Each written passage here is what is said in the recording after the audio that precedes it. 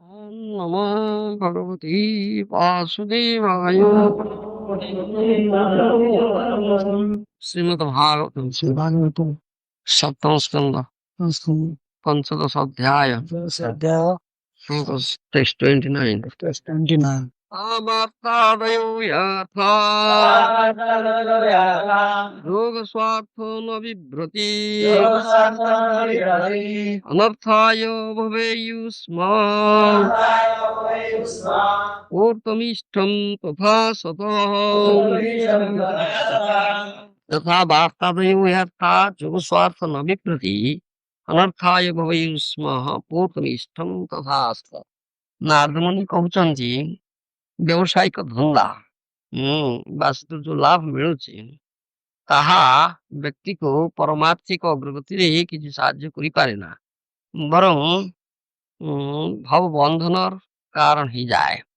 ସେପରି ବୈଦିକ କର୍ମକାଣ୍ଡୀୟ ବିଧାନ କର କାର୍ଯ୍ୟ କ୍ରିୟା କୌଣସି ବ୍ୟକ୍ତିକୁ ଯେ ଭକ୍ତ ନୁହେଁ ତାଙ୍କୁ ଭଗବାନଙ୍କୁ ପ୍ରାପ୍ତି ଦିଗରେ କି ସାହାଯ୍ୟ କରିପାରେ ନା।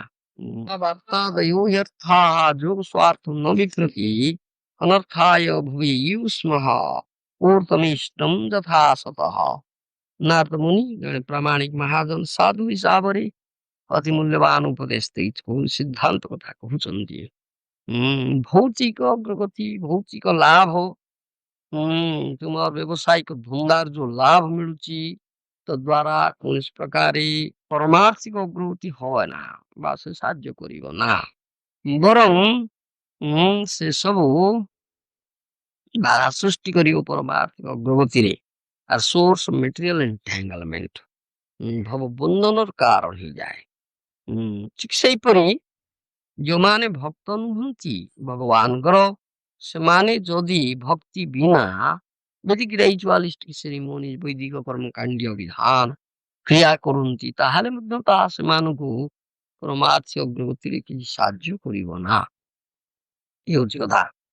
तेणु नारद मुनि गोटे बड़ गुरुत्वपूर्ण कथा कहउचंदी जे भौतिक अग्रगति और परमार्थिक अग्रगति संपूर्ण भिन्न जिनिस एका कथा किछि नुहे। भौतिक अग्रगति परमार्थिक अग्रगति रे किछि साहाଯ୍य करिवो ना, ये होछि तांकर कथा। आउ जो माने भौतिक दिगर खूब हानि खूब अग्रगति करिसंती सेमानकर परमार्थिक लाभ किछि नाही। ସେଥିପାଇଁ ସାଧାରଣତଃ ଦେଖା ଯାଉଛି ଆମର ଆଜିକାଲି ବା ଭୌତିକ ଜଗତରେ ଯୋଉମାନେ ବୁଦ୍ଧଜୀବ ସେମାନଙ୍କର ତ ଦେହାତ୍ମ ବୁଦ୍ଧି ପ୍ରବଳ ହେଇଛି ଆସରଟାକୁ ତ ଆତ୍ମା ବୋଲି ଭାବୁଛନ୍ତି, ତେଣୁ ଶାରୀରିକ ଆବଶ୍ୟକତାକୁ ଦୃଷ୍ଟି ଦେଇଛନ୍ତି, ଆହାର ନିଦ୍ରା ବହି ମୈଥୁନ ପ୍ରତି ଦୃଷ୍ଟି। କିନ୍ତୁ ଆତ୍ମାର କଣ ଆବଶ୍ୟକତା ଆତ୍ମାର ପ୍ରସନ୍ନତା ବିଧାନ କେମିତି ହବ ସେ ଦିଗରେ କିଛି ତାଙ୍କର ଜିଜ୍ଞାସା ନାହିଁ ବା ସେ ଦିଗରେ ଦୃଷ୍ଟି ନାହିଁ। ସେମାନଙ୍କୁ କୁହାଯାଏ unfortunate misguided persons, ସେମାନେ ହତଭାଗ୍ୟ ବ୍ୟକ୍ତି ବିଭ୍ରାନ୍ତ ବ୍ୟକ୍ତି। ତେଣୁ ସେମାନେ ମେଟେରିଆଲି ରିଚ୍ ଭୌତିକ ଦୃଷ୍ଟିରୁ ଧନୀ ହବା ପାଇଁ ଭୌତିକ ଧନ ସମ୍ପଦ ଗୁଡ଼ିଏ ଆହରଣ କରିବା ପାଇଁ ଦିନ ରାତି ଯାହା କହନ୍ତି ଗର୍ଦ୍ଧବେର ମତ ଗୋଦଭାଗ୍ୟା ଖୋଜୁଛନ୍ତି। ଗର୍ଦ୍ଧବେର ମତ ଗୋଦଭାଗ୍ୟା ଦିନ ରାତି ଖୁବ କରୁଛନ୍ତି, କିନ୍ତୁ ଲାଭ କଣ କି ଲାଭ, ବରଂ ଅଧିକରୁ ଅଧିକ ଭବବନ୍ଧନ ବାନ୍ଧି ହେଉଛନ୍ତି, ଅଧିକରୁ ଅଧିକ ଦୁଃଖ କ୍ଲେଶ ବରଣ କରୁଛନ୍ତି, ଅଧିକରୁ ଅଧିକ ତ୍ରିତାପରେ ଦଗ୍ଧୀଭୂତ ହଉଛନ୍ତି ଏବଂ ପରଜନ୍ମରେ ଡିଗ୍ରେଡେଡ କଣ୍ଡିସନ ଅଧୋଗତି ପାଉଛନ୍ତି, ନିଜ ଯୋନି ପାଇ ଯାଉଛନ୍ତି। ଏସବୁ ନର୍କ ଗତି ହଉଛି, ଏସବୁ କଥା ଅଛି। ସେଥିପାଇଁ ନାରଦ ମୁନି କହୁଛନ୍ତି ଯେ ଯୋଉମାନେ ତଦ୍ରୁପ ଭାବେ ଭକ୍ତ ନୁହନ୍ତି ସେମାନେ ଯଦି ଭକ୍ତି ବିହୀନ ବୈଦିକ କିଛି ବ୍ୟବସ୍ଥା ଗ୍ରହଣ କରନ୍ତି ତାହେଲେ ମଧ୍ୟ ସେମାନେ କିଛି परमार्थिक मार्ग रे अग्रगति करी पारिबे ना। भक्ति होची असल जिनिस, भक्ति विहीन सब किछि जीरो जा मूल्य शून्य, किछि मूल्य ना। धर्मार्थ दयापेत विद्या वा तपसान्विता मद्भक्त्या पेतमात्मा न च सम्यक पुनाति ये श्रीमद् भागवत कहे भगवान को कथा मद्भक्त्या पेतमात्मा न च सम्यक पुनाति भक्ति विहीन मो भक्ति विहीन भक्ति नाही किंतु तथाकथित धर्म खूब आचरण करछन्ति खूब जा कहन्ति अर्थ ए भौतिक धन सम्पद बुद्धि दिगरे खूब प्रचेष्टा करछन्ति भौतिक धन सम्पद आहरण करछन्ति खूब दया प्रदर्शन करछन्ति मोर भक्ति नाही किंतु जा कहन्ति दरिद्र नारायण सेवा करछन्ति दीन दुखी बुभुक्षु ମାନଙ୍କର ସେବା ରୋଗୀର ସେବା ଆର୍ତ୍ତର ସେବା ଏ ଦିଗରେ ବହୁ କାମ କରୁଛନ୍ତି ଦୟା ପ୍ରଦର୍ଶନ କରୁଛନ୍ତି ଧର୍ମ ଅର୍ଥ ଦୟା ବିଦ୍ୟା ବା ତପସ୍ୟା ଖୁବ୍ ବୈଦିକ ଜ୍ଞାନ ଅର୍ଜନ କରୁଛନ୍ତି ବେଦାଧ୍ୟୟନ କରୁଛନ୍ତି ଖୁବ୍ କଠିନ ତପସ୍ୟା କରୁଛନ୍ତି ୟାର କଣ ମୂଲ୍ୟ ଅଛି କିଛି ମୂଲ୍ୟ ନାହିଁ ମଦ୍ଭକ୍ତ୍ୟା ପ୍ରୀତମାତ୍ମାନ ସମ୍ୟକ୍ ପୁନାତି ଭକ୍ତିହୀନ ହେଇକରି मोर भक्ति नाही किंतु एगुड़िक करुचंदी एगुड़िक कदापि हृदय विशुद्ध करि पारिबो ना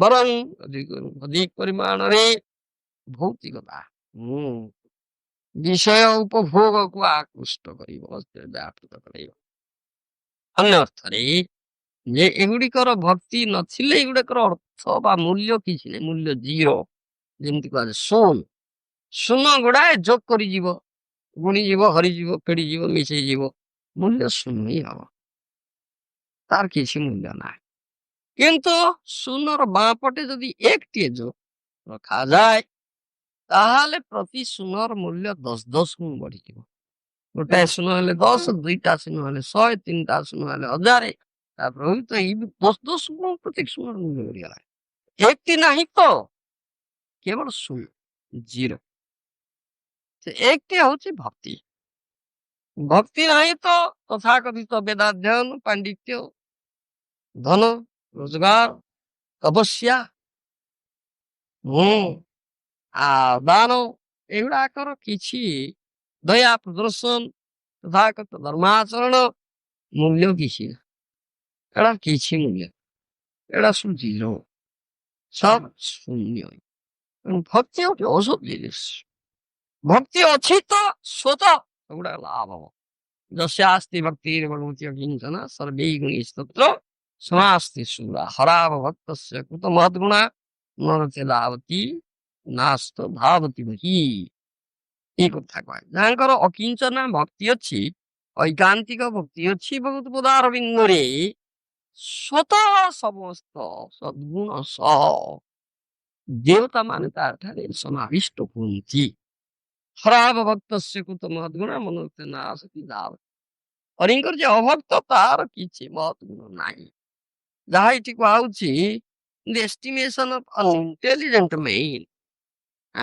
बुद्धिहीन मूर्ख व्यक्तिंकर कैलकुलेशन ने हिसाब किताब रे बा मापरे मानदंड रे समाने भौतिक जगत रे खूब बड़ विवेचित हेले सुधा सेमानकर किछि महत्व नाही मनोरंजन आसक्ति धावत बही केवल मन कल्पित रथरे चढ़ी बुई धावन करथांती कौनसी मूल्य नहीं बा जहा किछि भौतिक दिगरु उन्नति करिथांती बा लाभ पाइथांती बा अर्जन करिथांती सेगुड़िक शेष रे ध्वंस हुए जेमति स्वर्णमय लंकापुर गढ़ितला रावण भौतिकवाद किंतु रामबाण ध्वंस सब से विनष्ट तेणु भक्ति न थाई एगुड़िकर मूल्य किछि ना भक्ति थिले एगुड़िकर सब मूल्य नचेत नाही सेथिपाई भौतिक उन्नतिर किछि मूल्य एगुड़िकर कोन मूल्य परमार्थिक उन्नति कले स्वतः सब लाभ हय भगवान कृष्ण जे कि लक्ष्मी सतसहस्र संभ्रम सेव्यमान सदा लक्ष्मी जाकर सेवा ही कर से दरिद्र नुहति तो आम जमी कथा कहे सुदामार दारिद्र भंजन कथा अच्छी सुदामा खूब दरिद्र थिला निस्व थिला धनहीन थिला अति दीन ଅତି ଧନହୀନ ନିଃସ୍ୱ ଥିଲା। ଖାଇବାକୁ ଦେଇପାରୁନଥିଲା ତାର ପିଲାମାନଙ୍କୁ ଗଣ୍ଡାଏ। ଏଇ ପ୍ରକାର। କିନ୍ତୁ ଭକ୍ତ ଥିଲା। ଭଗବାନଙ୍କର ପ୍ରିୟ ଭକ୍ତ ଥିଲେ। ହାଁ, ତେଣୁ ତାଙ୍କର କିପରି ଦାରିଦ୍ର୍ୟ ଭଞ୍ଜନ ହେଇଛି। ଭଗବାନଙ୍କୁ ଶୁଦ୍ଧ ହୃଦୟରେ, ଭକ୍ତିରେ, ପ୍ରେମରେ, ପ୍ରୀତିରେ ମୁଠାଏ ଶୁଖିଲା ଚୁଡ଼ା ଭଜା ଚୁଡ଼ା ଭଜା ଦେଇଥିଲା ବହୁ ଗମରା। କିନ୍ତୁ ଭକ୍ତି ଯୋଗୁ ଭଗବାନ ଆଦରରେ ଗ୍ରହଣ କରନ୍ତି। ପୁରୀ ପ୍ରମାଣ ଯାହା କୁହାଯାଏ। ତ ଅଳ୍ପ କିଛି ଦେଲେ, ଅନୁପ୍ରମାଣ ଦେଲେ, ତାହା ଭଗବାନ ଭୂରି ପ୍ରମାଣରେ ଗ୍ରହଣ କରନ୍ତି। ଇଏ ହଉଛି ଭକ୍ତ ବତ୍ସଳତା ଭଗବାନଙ୍କ। କିନ୍ତୁ ଭକ୍ତି ନାହିଁ, ଅଭକ୍ତ ଯେତେ ପ୍ରଚୁର ପରିମାଣରେ ହିମାଳୟ ପାହାଡ଼ ପରି ନାନା ଉପଚାରରେ ସେ କଥା ପୂର୍ବରୁ କୁହାଯାଇଛି। କିଛି ବନ୍ଦୋବସ୍ତ କଲେ ସୁଦ୍ଧା ଭଗବାନଙ୍କର ପୂଜା ଆରାଧନା ଯାହା କିଛି ଅର୍ପଣ କଲେ ଭଗବାନ କିଛି ତାକୁ ସ୍ପର୍ଶ କରନ୍ତି ନା, ଛୁଅନ୍ତି। ଯେମିତି କୁହାଯାଏ ଦୁର୍ଯ୍ୟୋଧନ କେତେ ଆୟୋଜନ କରିଥିଲା ଭଗବାନ କୃଷ୍ଣଙ୍କର ପାଇଁ, କେତେ ରାନ୍ଧିଥିଲା ଖାଇବାକୁ, କୃଷ୍ଣ ଗଲେ ନା, ଖାଇଲେ ନାହିଁ, ସ୍ପର୍ଶ କଲେ ନା। ତାଇ କଥା ନା ଭକ୍ତି ନାହିଁ। ଯେତେ ଧନ ସମ୍ପତ୍ତି, ଯେତେ ଭୌତିକ ଦୃଷ୍ଟିକୋଣରୁ ଯେତେ ଉନ୍ନତ ହେଲେ ସୁଦ୍ଧା କଣ ଲାଭ, କିଛି ଲାଭ ନାହିଁ। ତେଣୁ ଦୀନ ଅକିଞ୍ଚନ, ଯାହାର ଭୌତିକତା ଦିଗରୁ କିଛି ନାହିଁ, ନିଃସ୍ୱ ଦୀନ ଅକିଞ୍ଚନ। ଅକିଞ୍ଚନ ଅକିଞ୍ଚନ ବିତ୍ତାୟ ନମ ଅକିଞ୍ଚନ ବିତ୍ତାୟ। କୁନ୍ତି ଦେବୀଙ୍କ ପ୍ରାର୍ଥନା ଅଛି। ଅକିଞ୍ଚନ ଯାହାର ଭୌତିକ ଦିଗରୁ କିଛି ନା, ତାଙ୍କର ଭିତ ହଉଛନ୍ତି ଭଗବାନ। ଭଗବାନ ହଉଛି ତାଙ୍କର ଭିତ। ତେଣୁ ଅକିଞ୍ଚନ ବିତ୍ତାୟ ବୋଲି କୁହାଯାଏ। ଜନ୍ମୈଶ୍ୱର୍ଯ୍ୟ ଶ୍ରୁତ ଶ୍ରୀଭିରେ ଏ ଦମାନ ମଦପୁମାନ ନୈବରତି ଅବିଧାତୁ ବୈତୁ ଅକିଞ୍ଚନ ଗୋଚରଂ। ଯେ କୁନ୍ତି ଦେବୀଙ୍କର ପ୍ରାର୍ଥନା। ଅକିଞ୍ଚନ ନହେଲେ, ଦୀନ ଅକିଞ୍ଚନ ନହେଲେ ଭଗବତ ଗୋଚର ହବ ନା, ଭଗବତ ଦର୍ଶନ ହବ ନା। ଗର୍ବ ଦମ୍ଭ ଅଭିମାନ ଅଛି ତ ଆଦୌ ଭଗବତ ଦର୍ଶନ ହବ ନା। ଆଉ ଯୋଉମାନଙ୍କର ଭୌତିକ ଅଗ୍ରଗତି ଖୁବ୍, ଭୌତିକ ଉନ୍ନତି ଖୁବ୍ ଲାଭ କରୁଛନ୍ତି, ସେମାନେ ଗର୍ବ ଦମ୍ଭ ଅଭିମାନ ସେମାନେ ଦୀନ ଅକିଞ୍ଚନ ହେଇପାରିବେ ନା। ତେଣୁ କଦାପି ଭଗବତ ଦର୍ଶନ ହବ ନା। ଜନ୍ମ ଐଶ୍ୱର୍ଯ୍ୟ ଶ୍ରୁତ ଶ୍ରୀ ଏଧମାନ ମଦ। ଉଚ୍ଚ କୂଳରେ ଜାତ ଅଛି ଜନ୍ମୈଶ୍ୱର୍ଯ୍ୟ, ତାର ଗର୍ବ ରହିଯାଉଛି। ଭୌତିକ ଐଶ୍ୱର୍ଯ୍ୟ ଧନ ସମ୍ପତ୍ତି ପ୍ରଚୁର ପରିମାଣରେ ଅଛି, ତାହେଲେ ସ୍ୱତ ଗର୍ବ, ଦୀନ ଅକିଞ୍ଚନ ହବ ନା। ସତ୍ୟ ଭୌତିକ ପାଣ୍ଡିତ୍ୟ ଅର୍ଜନ କରିଛି, ଯେମିତି କେଶବ କାଶ୍ମୀର ଥିଲା ଦିଗ୍ବିଜୟୀ ପଣ୍ଡିତ। ଆଉ ମହାପ୍ରଭୁଙ୍କ ଲୀଳାରେ ମଧ୍ୟ ସାରଭଟ୍ଟାଚାର୍ଯ୍ୟ, ପ୍ରକାଶାନନ୍ଦ ସରସ୍ୱତୀ, ଏଇଗୁଡାଙ୍କର କେତେ ଗର୍ବ ଥିଲା, ବୈଦିକ ପଣ୍ଡିତ ହିସାବ। କିନ୍ତୁ ଭଗବତ ଦର୍ଶନ ହବ ନା, ଏଟା କଥା ଯାଉଛି। ସେ ଗର୍ଭକୁ ଚୂର୍ଣ୍ଣ କରିଛନ୍ତି ଭଗବାନ ଶ୍ରୀମନ୍ତ ଚୈତନ୍ୟ ମହାପ୍ରଭୁ ନିମାଇ ପଣ୍ଡିତ। ଦିଗ୍ବିଜୟ କରିବ ବିଦ୍ୟାର କାର୍ଯ୍ୟ ନ হয়। କୃଷ୍ଣ ଭଜିଲେ ବିଦ୍ୟା ସମ୍ଭବ হয়। ବିଦ୍ୟାର କାମ ନୁହେଁ ଦିଗ୍ବିଜୟ କରିବା, ଗର୍ବ ପ୍ରଦର୍ଶନ କରିବା। କୃଷ୍ଣ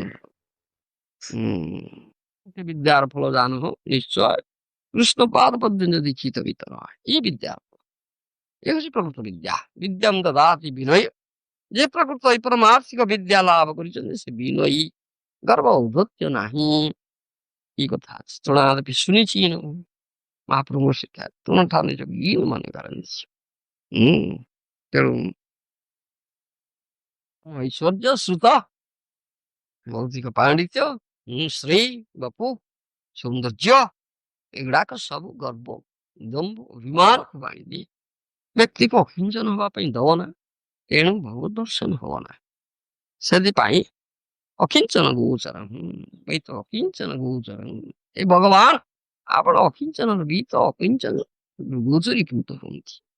ଯେ ନିଃସ୍ୱ ଭୌତିକ ଦିଗରୁ କିଛି ନାହିଁ, ତାଙ୍କର ବିତ ହଉଛନ୍ତି ସେ ଭଗବାନ। ସେଇ କଥା ନାରଦ କହୁଛନ୍ତି। ସେଇ କଥାଟା ଭୌତିକ ଅଗ୍ରଗତି, ଭୌତିକ ଉନ୍ନତି କୌଣସି କସ୍ମିନ୍ କାଳେ କୌଣସି ପ୍ରକାର ତୁମକୁ ପରମାର୍ଥିକ ଦିଗରେ କୌଣସି ଲାଭ ଆଣିଦେବ ନା। କିଛି ଅଗ୍ରଗତି କରିପାରିବ ନା। ବରଂ ଅଧୋଗତି ହେବ, ଡିଗ୍ରେଡେଡ୍ ଲାଇଫ୍, ନୀଚ ଗତି ହେବ, ନୀଚ ଯୋନି ପାଇ ପର ଜନ୍ମରେ କିଛି ପ୍ରକାର ନୀଚ ଯୋନିରେ ଭ୍ରମଣ କରିବ, ନର୍କ ଗତି ହେବ, ହେଲିସ୍ କଣ୍ଡିସନ, ଏଇଟା କଥା କୁହାଯାଉଛି। ସେଥିପାଇଁ ତୁମେ ଆତ୍ମା ସାଧାରଣତଃ କଥା ଆମର, ଆମେ ଶରୀର ନୁହଁ, ଆମେ ଆତ୍ମା। ଆତ୍ମା ହିଁ ଭଗବାନଙ୍କ ନିତ୍ୟ ସନାତନ ଅଂଶ। ମମି ବାଂଶ ଜୀବ ଲୋକେ ଜୀବଭୂତ ସନାତନ, ସନାତନ ଭାବରେ ମୋର ଅଂଶ। ତେଣୁ ଆତ୍ମା ହିସାବରେ ଆତ୍ମାର କଣ ଆବଶ୍ୟକତା? ସବೈ ପୁରୁଷ ପର ଧର୍ମ ଯତ ଭକ୍ତିର ଅଧ୍ୟକ୍ଷ ଅହେତୁକ ପ୍ରତୀୟତା ଜୟ ଆତ୍ମା ସୁପ୍ରସିଦ୍ଧ। ଆତ୍ମାର ପ୍ରସନ୍ନତା ବିଧାନ ଏଇଠି ଅଛି। ଯତ ଭକ୍ତିର ଅଧ୍ୟକ୍ଷ ବସ୍ତୁ ଯେ ଭଗବାନ, ତାଙ୍କର ସେବା କରିବା। ଜୀବ ସ୍ୱରୂପ হয় କୃଷ୍ଣ ନିତ୍ୟ ଦାସ। ମହାପ୍ରଭୁଙ୍କର ଶିକ୍ଷା, ସ୍ୱରୂପ ତ କୃଷ୍ଣ ଦାସ। କୃଷ୍ଣଙ୍କର ସେବା କଲେ, କୃଷ୍ଣଙ୍କୁ ଆନନ୍ଦ ଦେଲେ। ଆତ୍ମାର ପ୍ରସନ୍ନତା ବିଧାନ, କୃଷ୍ଣ ପ୍ରାପ୍ତି, କୃଷ୍ଣ ପୂର୍ଣ୍ଣ ବ୍ରହ୍ମ ପରିପୂର୍ଣ୍ଣ ବସ୍ତୁ। ପୂର୍ଣ୍ଣ ବ୍ରହ୍ମ ପରିପୂର୍ଣ୍ଣ ବସ୍ତୁ, ଯାହା ପ୍ରାପ୍ତ ହେଲେ ଅପ୍ରାପ୍ତ ଆଉ କିଛି ନାହିଁ, ଆଉ ଅଭାବ କିଛି ନାହିଁ। ଆଉ ଯେତେ ଯାହା ପା ଭୌତିକ ଦିଗରେ କୃଷ୍ଣଙ୍କୁ ପାଇନା ତ ଅଭାବ ଅଭାବ ଅଭାବ, କୌଣସି ପ୍ରକାର ତୁମର ପୂର୍ଣ୍ଣତା ପ୍ରାପ୍ତି ହବ ନା, ଅଭାବ ମେଣ୍ଟିବ ନା। କିନ୍ତୁ ଯେ ଭୌତିକ ଦିଗରୁ ନିଃସ୍ୱ, କିଛି ନାହିଁ, କିନ୍ତୁ କୃଷ୍ଣ ପ୍ରାପ୍ତି ହେଇଛି, ସେ ସବୁ କିଛି ପାଇଛି, ତାଙ୍କର କୌଣସି ଅଭାବ ନାହିଁ। ଯେପରି କୁହାଯାଏ ସନାତନ ସନାତନ ଗୋସ୍ୱାମୀ ରୂପ ଗୋସ୍ୱାମୀ ପ୍ରତି ସର୍ବ ଗୋସ୍ୱାମୀଙ୍କର କଥା ଅଛି, ଯୋଉମାନଙ୍କର ଜନ୍ମ ଐଶ୍ୱର୍ଯ୍ୟ ଶ୍ରୁତ ଶ୍ରୀ ସବୁ ଗୁଡାକ ଥିଲା, କିନ୍ତୁ त्यक्त्वा तूर्णं तुच्छवत् ଭୂତ୍ୱା ଦୀନ ଗଣେଶ କଉ କୌପୀନ କଣ୍ଠାଶ୍ରିତୌ। ଏଇ କଥା ଅଛି, ଗୋଇଠା ମାରିଦେଲେ ସବୁଗୁଡାକ। ଏଇ ଭୌତିକ ସୁତଶ୍ରୀ ଯାହା ଥିଲା, ଜନ୍ମ ଐଶ୍ୱର୍ଯ୍ୟ ସୁତଶ୍ରୀ, ଗୋଇଠା ମାରିଦେଇ ଦୀନ ଗଣେଶ କଉ ଦୀନ ହେଇଗଲେ, ଅକିଞ୍ଚନ ହେଇଗଲେ। କୌପୀନ କଣ୍ଠାଶ୍ରିତୌ, କଣ୍ଠି କୌପୀନ ଧାରଣ କଲେ। ବୃନ୍ଦାବନ ଜଙ୍ଗଲରେ ଏକ ଏକ ବୃକ୍ଷ ତଳେ ଏକ ଏକ ରାତ୍ରି ଶୟନ। ବୃନ୍ଦାବନ ଜଙ୍ଗଲରେ ଗୋଟିଏ ଗୋଟିଏ ରାତି, ଗୋଟିଏ ଗୋଟିଏ ବୃକ୍ଷ ତଳେ କଟାନ୍ତି। ଅନିକେତ ଘରଦ୍ୱାର ନାହିଁ, ଶୁଷ୍କ ରୁଟି ଚାନା ଚିବାଏ, ମାଦୁ କରି କରି ଶୁଖିଲା ରୁଟି ଚଣାକୁ ମାଗି ଆଣନ୍ତି, ତାକୁ ଖାଆନ୍ତି, ଯମୁନାର ଜଳ ପିଇ ପାନ କରିକି ଅଗିଞ୍ଚନ ଜୀବନ, ନିଃସ୍ୱ ଜୀବନ ଯାଅ। କିନ୍ତୁ ମହାଧନରେ ଧନୀ, ସେମାନେ ମହାଧନରେ ଧନୀ। ବାହାରକୁ ଜାଣିବା ପାଇଁ ନିଃସ୍ୱ କିଞ୍ଚନ, କିଛି ଧନ ନାହିଁ, କିନ୍ତୁ ମହାଧନରେ ଧନୀ କୃଷ୍ଣ ପ୍ରାପ୍ତି। ମଦନ ଗୋପାଳ ଗୋବିନ୍ଦ ଦେବ ତାଙ୍କ ପାଖରେ ପହଞ୍ଚୁଥିଲେ, ରାଧାରାଣୀ ପହଞ୍ଚୁଥିଲେ ତାଙ୍କ ପାଖରେ ଅଯାଚିତ ଭାବରେ, ମହାଧନରେ ଧନୀ ଥିଲେ।